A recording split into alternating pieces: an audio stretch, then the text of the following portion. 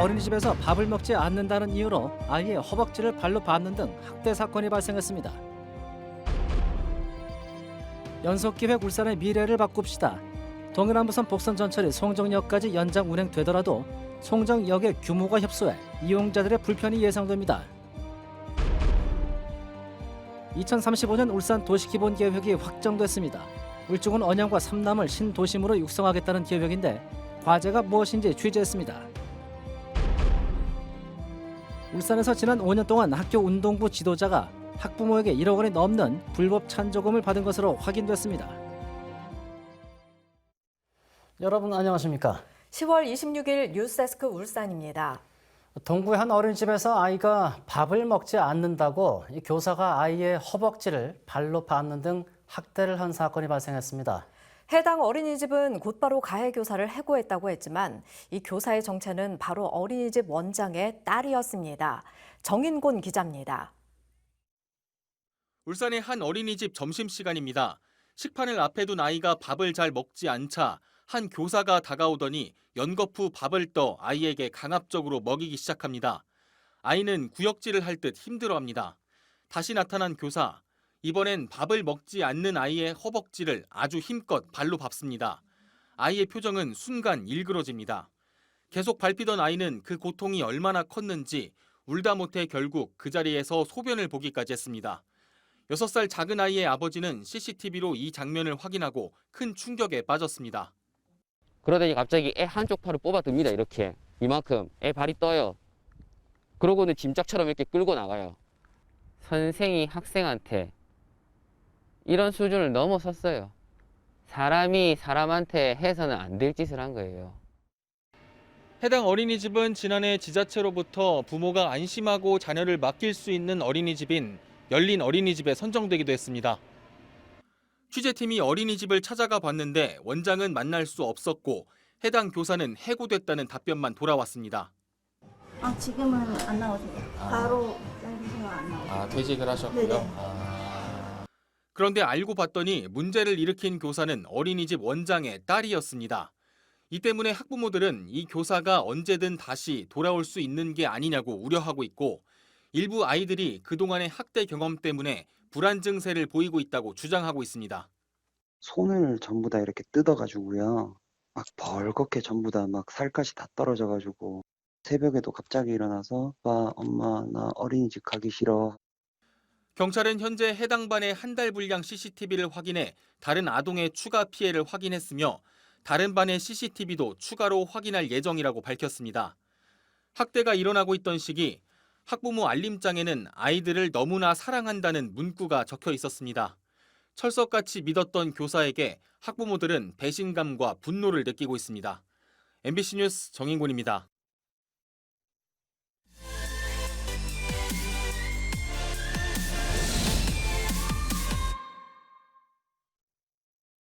울산 시민들이 동해남부선 복선 전철을 북구 송정역까지 운행해달라고 요구를 하고 있지만 정부와 울산시가 비용 문제를 놓고 서로 책임을 떠넘기고 있습니다. 그런데 지금 짓고 있는 이 송정역 규모를 보면은 연장 운행이 되더라도 제대로 기능을 할 수 있을지가 의문입니다. 김문희 기자가 전해드립니다. 내년 말 개통을 앞두고 승강장 설치 공사가 한창인 북구 송정역입니다. 전철이단의 상부 전기시설과 시민들이 이용할 역사도 모습이 드러났습니다. 현재 공정률은 80%, 내년 10월쯤 완공될 예정입니다. 울산 전체의 균형 발전을 위해서는 복선 전철이 송정역까지 운행하는 것이 필요하지만 준비도 안 된 상태에서 연장 운행만 요구하는 게 아니냐는 지적이 나오고 있습니다. 계획상 역사 규모와 시설이 매우 협소해 이대로 개통할 경우 이용자들의 불편이 예상됩니다. 철도공사는 송정역을 하루에 이용하는 승객을 3,900명으로 예측해 역사를 짓고 있습니다. 하지만 울산시는 역사 규모가 최소 5,500명은 수용할 수 있어야 한다고 주장하고 있습니다. 철도공단은 3,900명을 확정을 했고 그 당시에 이제 어느 정도 여유치를 둬서했기 때문에 그 부분에 대해서는 문제가 없다라는 입장으로 진행이 되고 있고요.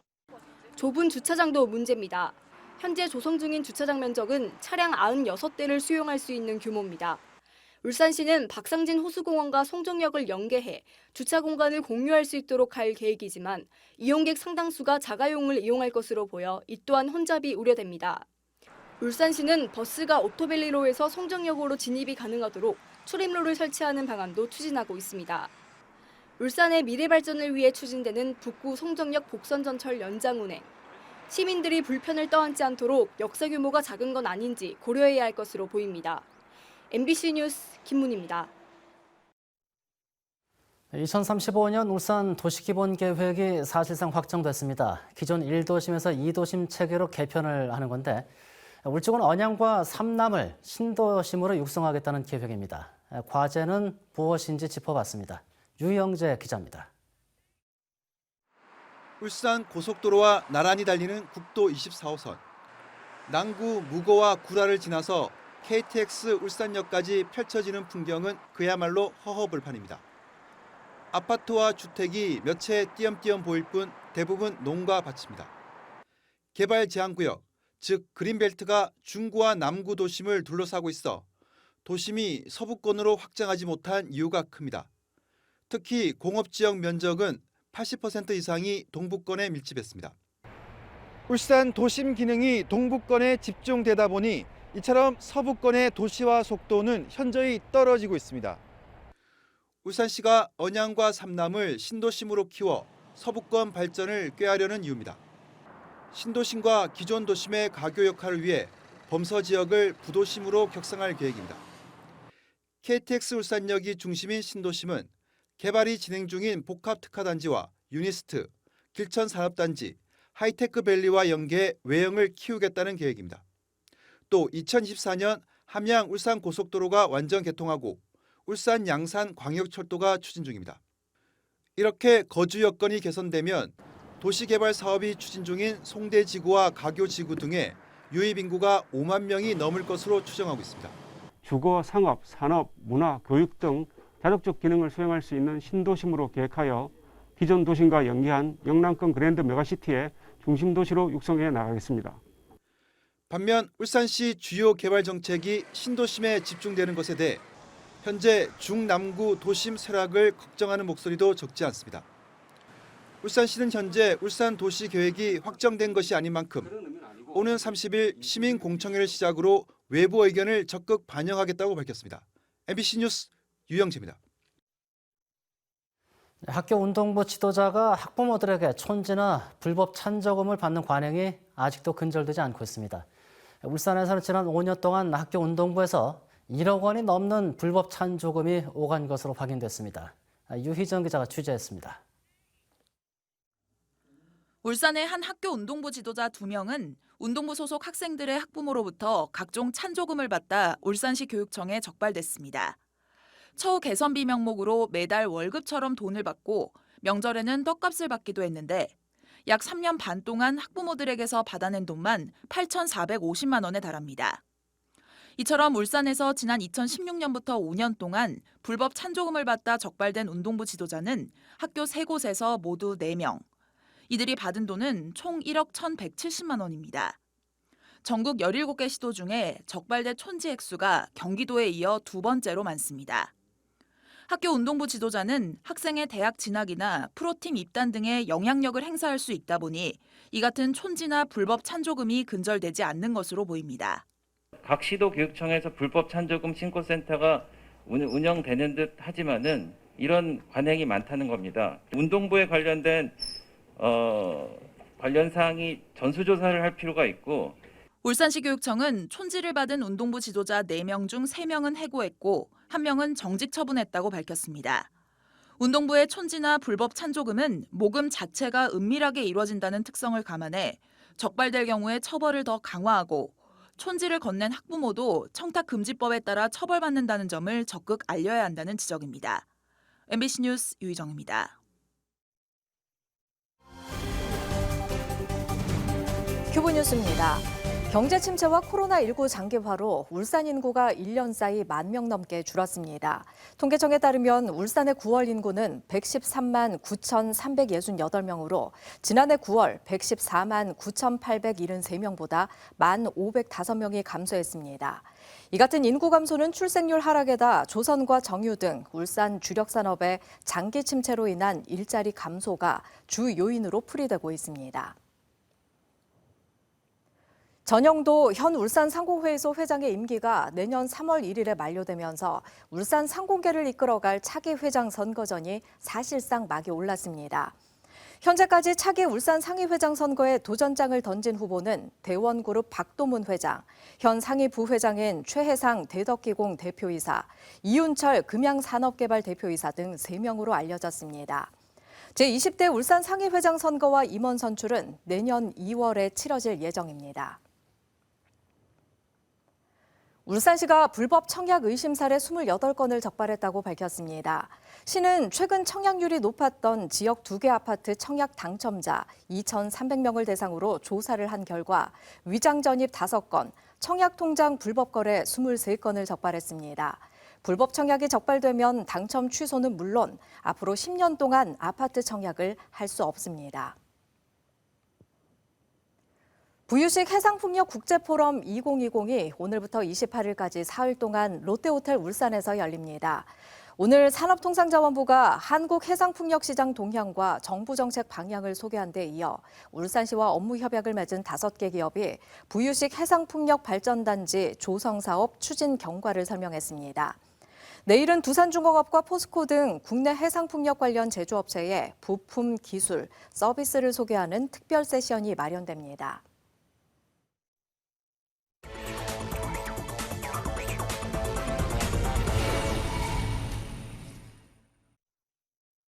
오늘 오전 9시 16분쯤 북구 중산동의 한 도로에서 경주에서 울산 쪽으로 운행 중이던 시외버스에 불이 났습니다.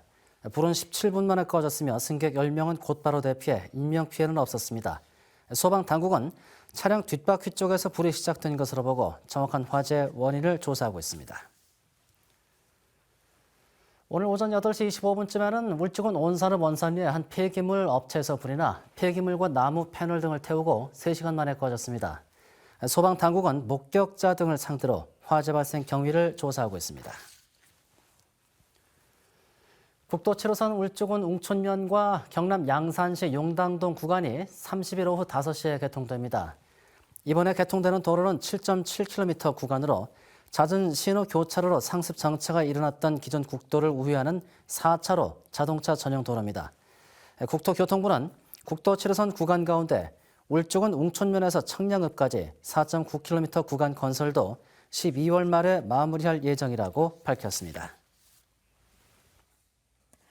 울산시의회 더불어민주당이 백운찬 의원을, 국민의힘이 윤정록 의원을 원내대표로 선출했습니다.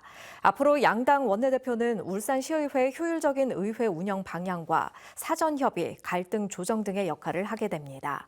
원내대표 임기는 백 의원은 향후 1년간, 윤 의원은 7대 시의회 임기가 끝나는 2022년 6월 30일까지로 알려졌습니다. 현대자동차가 엔진 관련 품질 비용을 반영해 3분기 영업이익이 적자 전환됐다고 밝혔습니다. 현대자동차는 오늘 3분기 99만 7천여 대의 차량을 판매해 매출액 27조 5천억 원을 기록했지만 엔진 품질 비용 때문에 3,138억 원의 영업 손실이 발생했다고 발표했습니다. 현대자동차는 올해 들어 3분기까지 260만 5천여 대의 차량을 판매해 매출액 74조 7천여억 원, 영업이익 1조 1,400억 원을 기록하고 있습니다. 한국석유공사가 울산항내 원유 설비에 대한 사용료가 과다하게 징수됐다며 울산항만공사를 상대로 제기한 소송에서 승소했습니다. 울산지법 행정일부는 석유공사가 2년여 동안 울주군 해역 68만 제곱미터를 사용하며 120여억 원을 납부했지만 석유수급 안정이라는 공익성이 인정돼 항만공사가 징수한 점용료 60여억 원을 감면해야 한다고 판시했습니다. 탈핵 울산시민 공동행동이 오늘 울산시청 앞에서 기자회견을 열고 고준위 핵 폐기물의 70%가 울산에 쌓여 있다며 정부의 핵 폐기물 관리 정책 마련을 촉구했습니다. 이들은 월성원전 핵폐기물 저장 시설인 맥스터의 영향권에 울산도 포함되지만 맥스터 증설 찬반 공론화 과정에서 울산은 배제됐다고 비판했습니다. 울산 지역 직업계 고등학교 졸업생들의 취업률이 해마다 떨어지고 있습니다. 교육부 국감 자료에 따르면 2017년부터 지난해까지 울산 지역 직업계고 졸업생 취업률은 2017년 43.1%에서 2018년엔 37.5%, 지난해에는 26.5%로 해마다 줄고 있는 것으로 조사됐습니다. 올해는 경기 불황과 코로나19로 국내 취업 시장이 얼어붙은 상황이어서 취업 문턱도 더욱 좁아질 것으로 예상되고 있습니다. 울산시가 가을 행락철을 맞아 코로나19 방역과 점검을 강화합니다. 시는 전세버스 운송 사업자의 탑승객 명단 관리와 손소독제 비치 여부 등을 집중 점검할 계획입니다. 또 주요 산행지인 신불산 등 자연공원과 관광지, 야영장 등에서 휴게소 물품 구입 20명 인원 제한과 최소 1m 대기줄 거리 등이 잘 지켜지는지 살펴봅니다.